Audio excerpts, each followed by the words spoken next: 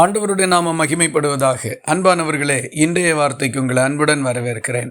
இன்றைய தியானத்துக்காக நீதிமொழிகள் 10வது அதிகாரம் 12வது வசனத்தை வாசிக்க கேட்போம். பகை விரோதங்களை எழுப்பும், அன்போ சகல பாவங்களை மூடும். பிறரோடு நாம் பழகுகின்ற நேரங்களில் நம்மால் ஒத்துக்கொள்ள முடியாததோ அல்லது நமக்கு கஷ்டத்தையோ துன்பத்தையோ விளைவிக்கக்கூடிய காரியங்களையோ பிறர் செய்கின்ற பொழுது அதை அணுகுவதற்கு நமக்கு 2 வழிமுறைகள் இருக்கின்றது.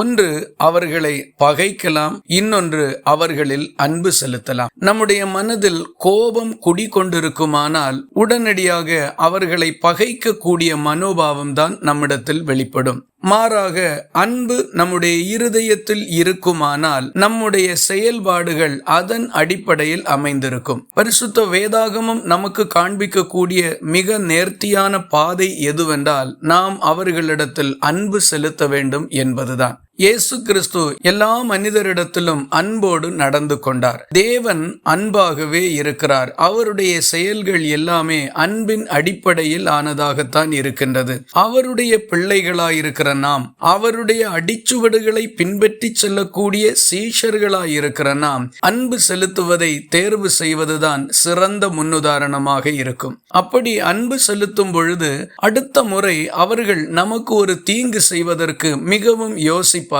நம்மிடத்தில் ஏதாகிலும் பகையோ அல்லது குறை குற்றங்களோ அவர்களுக்கு உண்டாயிருக்குமானாலும் அவர்கள் அதை பெரிதுபடுத்தாமல் இந்த அன்பிற்கு உடன்பட்டு அவர்களும் அன்போடு நடந்து கொள்வார்கள். மாறாக அவர்களை பகைத்து விரோதங்களுக்கு இடம் கொடுப்போமானால் அந்த விரோதங்கள் நீண்டு கொண்டே செல்லும். நாளுக்கு நாள் மிகப்பெரிய பிரச்சனைகளுக்குள் அது கொண்டு போய்விடும். ஆகவே அன்போடு எல்லா காரியங்களை அணுகுவோம். தீமை செய்கிறவர்களையும் நேசிக்க, அன்பு செலுத்த ஆண்டவர் இயேசு கிறிஸ்து நல்மனதை நமக்கு தரும்படி அவரிடத்தில் கிட்டி சேருவோம். பகைமை வேண்டாம், அன்பு போதும். இந்த வார்த்தைகள் இந்த நாள் முழுவதும் உங்களுக்கு ஒரு ஆசீர்வாதமாய் இருப்பதாக. ஜெபிக்கலாமா?